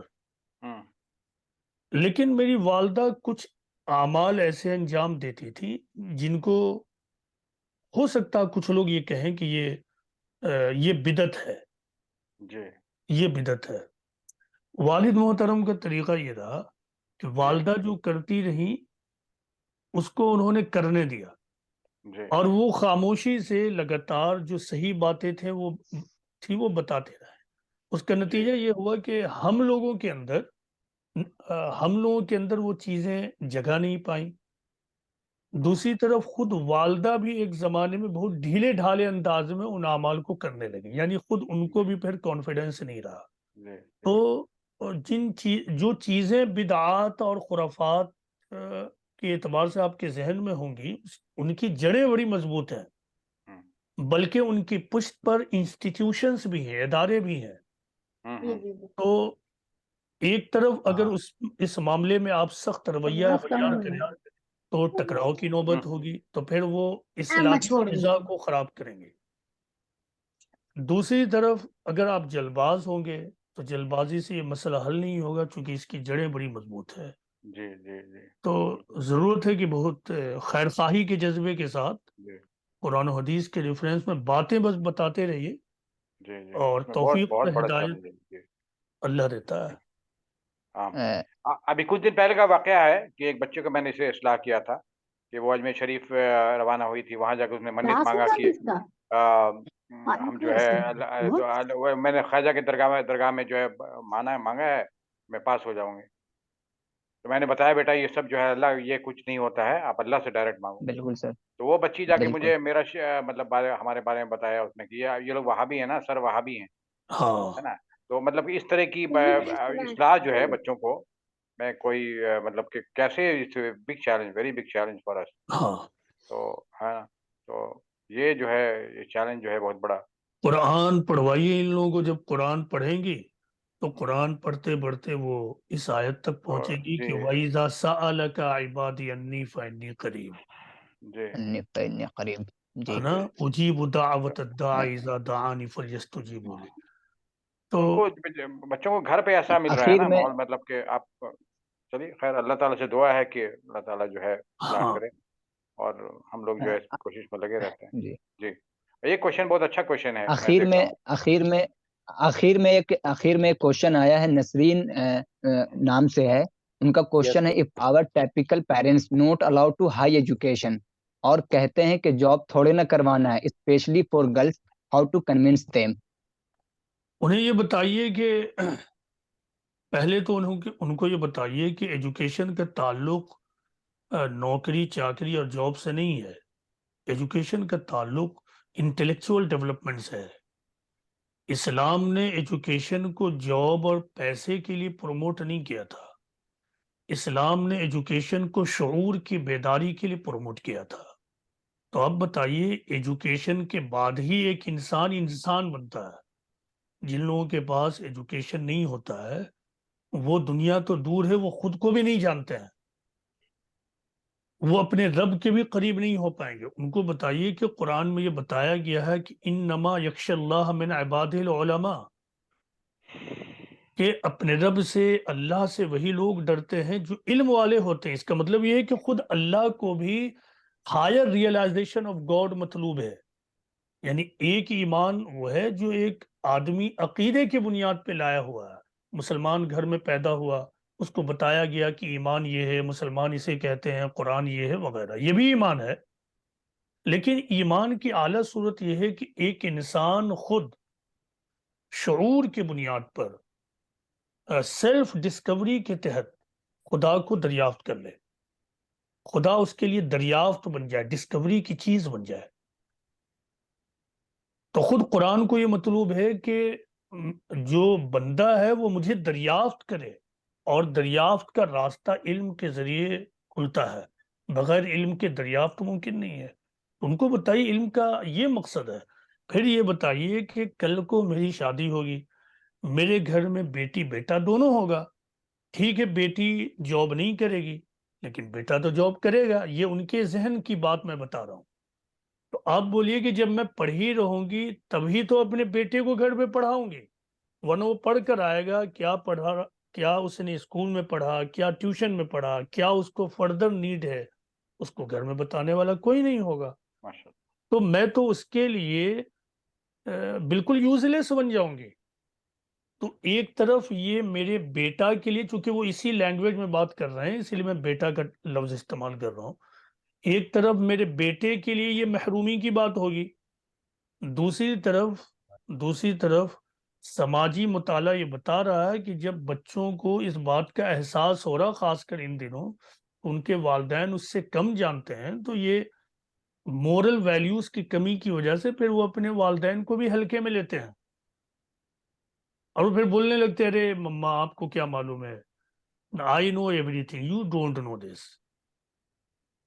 تو مجھے آپ اسی عذاب میں مبتلا کریں گے. آپ ان کو بتائیے کہ ایجوکیشن کا تعلق جاب سے نہیں ہے، ایجوکیشن کا تعلق معرفت سے ہے، ذہنی ارتقاء سے، انٹلیکچوئل ڈیولپمنٹ سے. ایجوکیشن کے بعد ہی ایک آدمی انسان بنتا ہے، ورنہ پھر وہ جانور اور اس میں کوئی بہت زیادہ فرق نہیں ہوتا.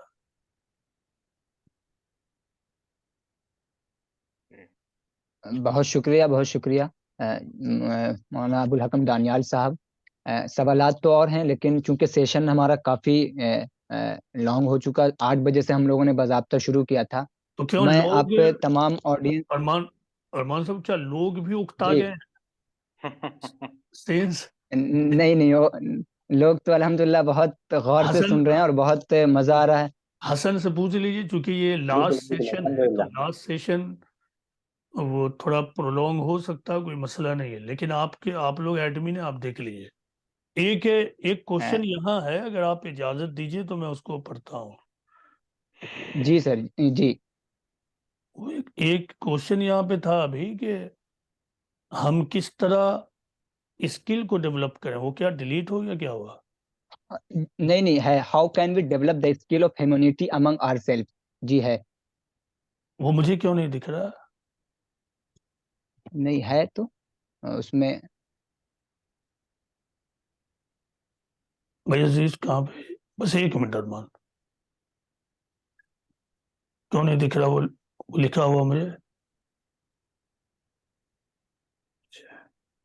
اس بیچ کے مولانا جب تک وہ تلاش کر رہے ہیں، مولانا کا ایک تعارف مختصر ایک یہ بھی ہے کہ مولانا یعنی ہفتہ واری ان کے ہاں درس بھی ہوتا ہے. جی ارمان آپ بعد اور میں بتائیے گا. جی ٹھیک ہے. ایک سوال آصف اقبال صاحب کا ہے، how can we develop the skill of humanity among our self. اس کا مطلب یہ ہے کہ ہم اپنے اندر انسانیت کے اسکل کو کیسے ڈیولپ کریں. آصف اقبال صاحب ہیں، یہی وہ بول رہے ہیں.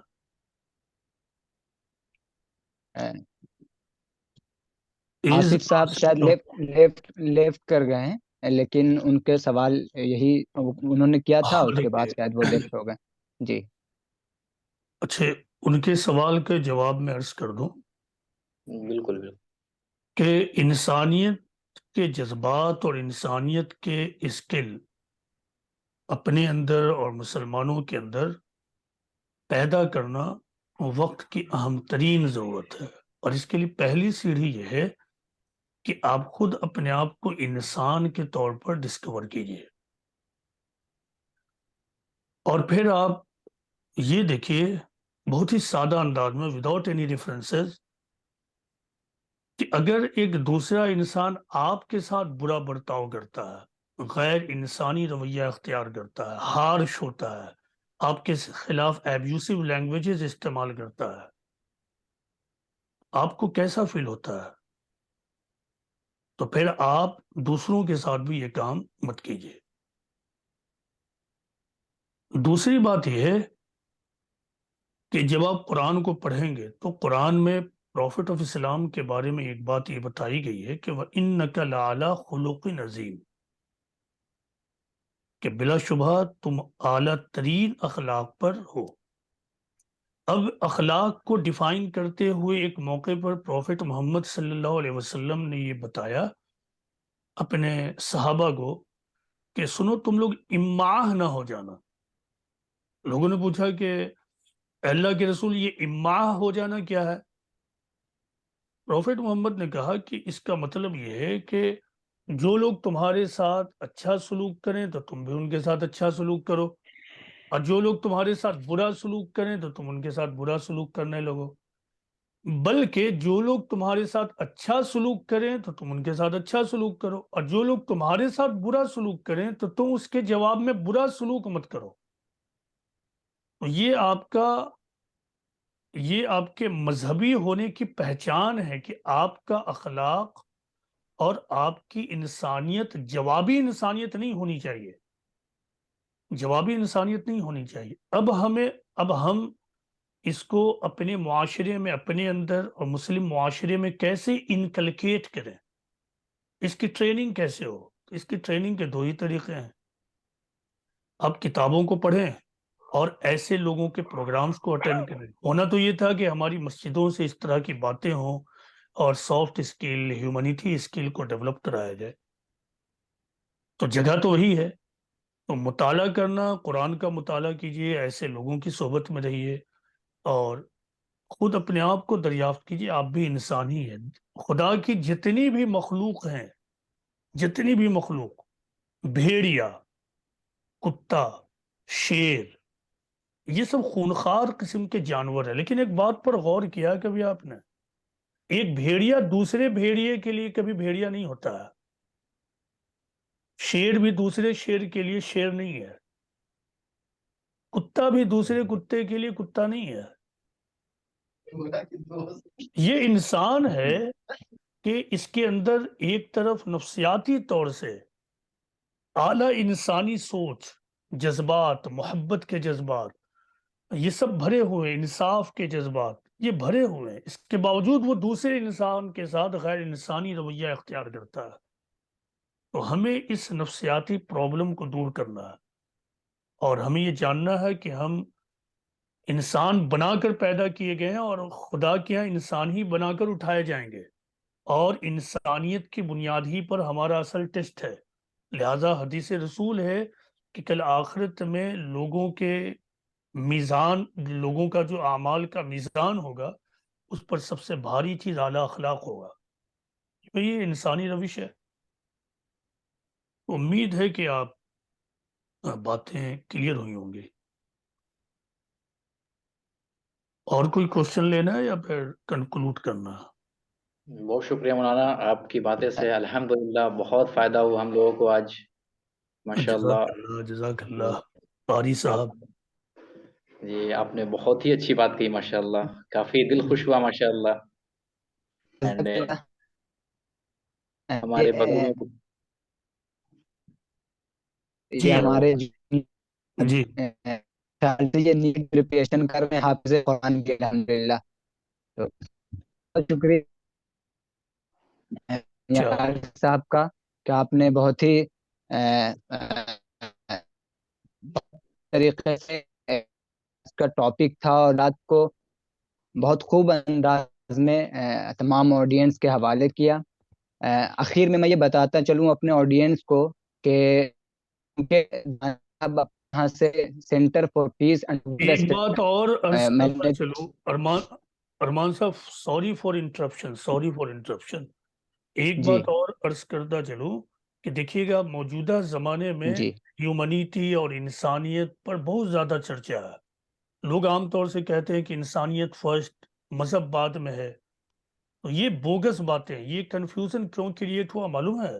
یہ کنفیوژن اس لیے کریٹ ہوا ہے کہ اہل مذاہب نے مذہب کو غیر انسانی سبجیکٹ بنا کر پیش کر دیا ہے، اور اہل مذاہب کا جو رویہ اور ایٹیٹیوڈ رہا ہے اس کو دیکھ کر لوگوں کو لگا کہ مذہب غیر انسانی طریقہ اختیار کرتا ہے، غیر انسانی طریقہ ٹیچ کرتا ہے. مجھے یاد ہے 2014 میں بنارس میں ایک ہندو یونیورسٹی، وہ مشہور ہندو یونیورسٹی نہیں، ایک مشہور ہندو گرلس یونیورسٹی کالج کا، تو وہاں مجھے مدعو کیا گیا تھا. وہاں جب میں نے قرآن و حدیث کے ریفرنس میں پیس اور ہیومنیٹی کے اوپر اسپیچ دیا تو آپ لوگوں کو حیرت ہوگی کہ وہاں بیٹھے ہوئے تمام پروفیسرز، ہائیلی لرنڈ لوگ، تمام پروفیسرز نے یہ سوال کھڑا کر دیا. بلکہ اس پہلی پروفیسر کا نام آج بھی مجھے یاد ہے، ان کا نام گیتا تھا. انہوں نے ایک دوسرے پروفیسر سے کہا کہ سر دانیال صاحب نے کوئی دوسرا قرآن پڑھایا گیا؟ بہت بڑی یہ بات. ان کا جی مارک تھا وہ سن کر. اور آپ کو حیرت ہوگی کہ اسی سفر میں میرا ایک پروگرام لائنز کلب میں ہوا تھا. آپ جو بڑے لوگ ہیں، لائنز کلب کا نام سنا ہوگا. ہندوستان میں جو کچھ بڑے لوگ ہیں، رچ لوگ ہیں، ان لوگوں کا ایک کلب ہے. اسی سیشن سے پہلے ایک لائنز کلب میں پروگرام ہوا تھا. تو جب میں نے پیس، ہیومینٹی اور پیسفل کو ایگزسٹنس پر بات چیت کی تو آپ لوگوں کو حیرت ہوگی کہ تمام بڑے بڑے اسکالرز اور ہندوز اس طرح ہاتھ جوڑ کر کھڑے ہو گئے تھے میرے سامنے. تو میں نے ان سے یہ کہا تھا، ہاں پھر ایک سوال یہ تھا کہ دانیال صاحب کیا آپ کو نہیں لگتا ہے کہ آج ایک نئے مذہب کی، انسانیت والے مذہب کی ضرورت ہے؟ تو میں نے آؤٹ رائٹلی یہ جواب دیا تھا کہ نہیں، ضرورت اس بات کی ہے کہ مذہب کو اس کے صحیح پرسپیکٹو میں سمجھا جائے. مذہب کا مقصد ہی یہ ہے کہ لوگوں کو انسانیت سکھایا جائے. یہ دراصل اہل مذاہب کا اور ریلیجیس پیپل کا پرابلم ہے کہ انہوں نے مذہب سے ان چیزوں کو اپنے منڈن انٹرسٹ کے لیے چھپا دیا. آپ کو یہ جاننا ہے کہ خود مذہب اور بالخصوص مذہب اسلام کی بنیاد دو چیزوں پر ہے، توحید اور انسانیت. توحید اور انسانیت، یہی مذہب اسلام کی بنیاد ہے. تو مذہب اور بالخصوص اسلام آپ کو ہیومنیٹی ہی کی تعلیم دیتا ہے. اگر آپ کے اندر انسانیت نہیں ہے، دوسری قوموں کے لیے محبت کا جذبہ نہیں ہے، اگر آپ کے اندر خیر خواہی اور ہمدردی کے جذبات اور فیلنگز نہیں پائے جاتے ہیں، تو آپ سب کچھ ہو سکتے ہیں لیکن آپ سچے مسلمان اللہ کی نظر میں نہیں بن سکتے ہیں. ارمان صاحب اب آپ کہیے، اب جی میں انٹرپٹ نہیں کروں گا، معذرت. جزاک اللہ خیر، جزاک اللہ خیر. بہت بہت شکریہ. بہت شکریہ. آپ نے اس انسانیت کے حوالے سے جو سوالات آئے تھے اور اس طریقے سے مذہب یعنی مذہب اسلام نے اس کو، انسانیت کو کس طریقے سے لوگوں کے سامنے پیش کیا، اس کو بہت خوبصورت انداز میں آپ نے پیش کیا. اور اس حوالے سے آپ نے ایک دو واقعے سے ہماری اور ہم اور مضبوط ہوئے کہ ہاں انسانیت، مذہب اسلام میں انسانیت کس طریقے سے فروغ دیتا ہے. بہت شکریہ. جیسا کہ شروع میں پریزنٹیشن میں یہ کہا گیا تھا کہ اس سیشن کا جو بیسک فنڈا ہے ہم اس پر بات کرتے ہیں کہ اس کورس کے آغاز کرنے کا میرا مقصد ہی یہ رہا کہ ہم ایجوکیشن کی طرف جو ہے اپنے دوستوں سے، اپنے بھائیوں سے بات کر سکیں اور ان کے ساتھ ہم بات چیت کر سکیں. لہٰذا جیسا کہ آپ کو بتایا گیا کہ 1 جنوری سے انشاءاللہ سیکنڈ بیچ ہمارا اسٹارٹ ہوگا. آپ میں سے جو بھی انٹرسٹڈ ہیں، رضوان سر سے بھی میں درخواست کروں گا کہ انشاءاللہ یہ جو ہمارا ویبینار سسٹم ہے وہ بالکل کنٹینیو رہے گا، اور 1 جنوری سے انشاءاللہ دوسرا بیچ بھی اسٹارٹ ہوگا. اس کے بعد جن بچوں کا بھی بیچ کمپلیٹ ہوا وہ 1 جنوری سے وہ انٹرمیڈیٹ میں جائیں گے، اور 1 جنوری سے ایک نیو بیچ شروع ہوگا.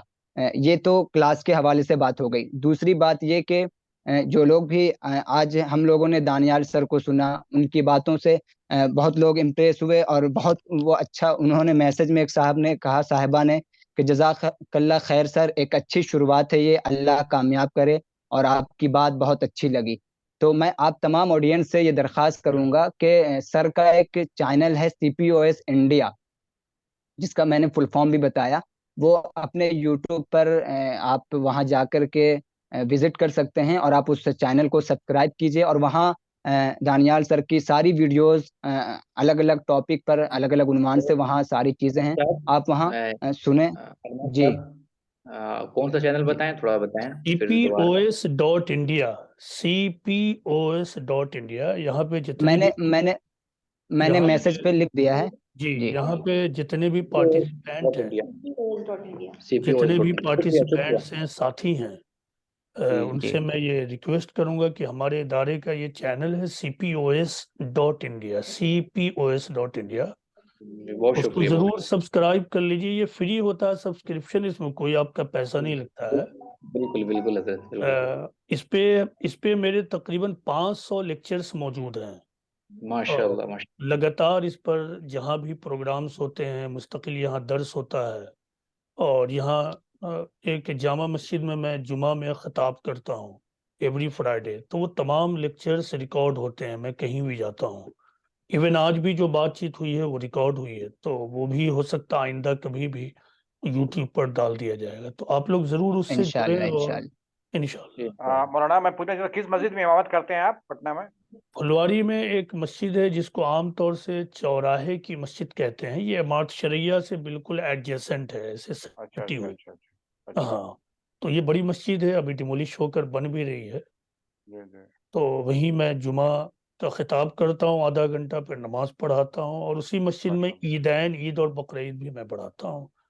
اس کے علاوہ ایوری سنڈے، جیسا کہ ارمان صاحب نے بتایا، کہ درس ہوتا ہمارا وہ اسپریچول کلاس کے نام سے، جس میں مسلم غیر مسلم کوئی بھی کبھی بھی آ سکتا ہے. تو یہ جو تمام پروگرامز ہوتے ہیں وہ سب ریکارڈ ہوتے ہیں، اور سب یوٹیوب پر اور دیگر پلیٹ فارمز پر ڈالا جاتا ہے، بالخصوص یوٹیوب پر.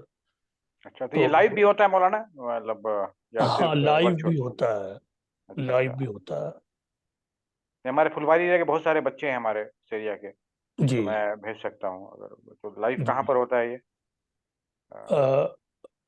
یہ مہتوانہ محلہ ہے پھلواری شریف میں ایک، تو وہاں اسکول ہے ملت اردو مڈل اسکول. تو اچھا، اس ملت کے اسکول. اچھا، ملت اردو مڈل اسکول ایک گرلس اسکول ہے خانقاہ کے قریب، اور یہ ملت اردو مڈل اسکول ہے. تو اسی کے کیمپس کو ابھی ہم اپنے ادارے کی ایکٹیویٹیز کے لیے استعمال کر رہے ہیں. اور ایک لائبریری ہے جس میں بھی میں بیٹھا ہوں، یہ ہماری لائبریری ہے، اور یہی میری آفس ہے. عام طور سے ملنا جلنا یہی ہوتا ہے.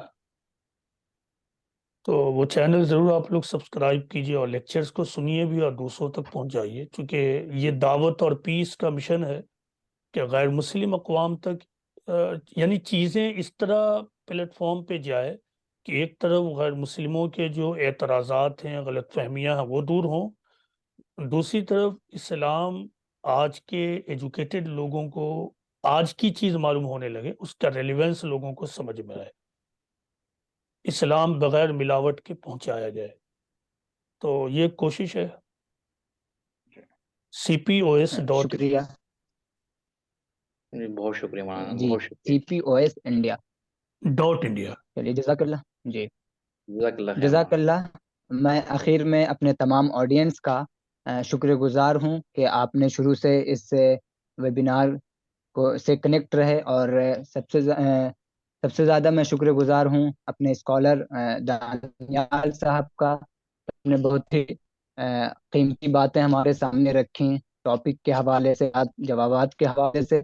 اور اس کے ساتھ ساتھ میں جناب رضوان صاحب کا بھی شکر گزار ہوں کہ ان کے تعاون سے یہ ہمارا ویبینار بہت ہی شاندار طریقے سے ہو پاتا ہے. اور اسی طریقے سے تمام آڈینس کا بھی شکر گزار ہوں. اسی کے ساتھ آج کے اس ویبینار کے اختتام کا اعلان کرتے ہیں. السلام علیکم ورحمۃ اللہ وعلیکم وبرکاتہ. السلام ورحمۃ اللہ وبرکاتہ. وعلیکم السلام ورحمۃ اللہ وبرکاتہ.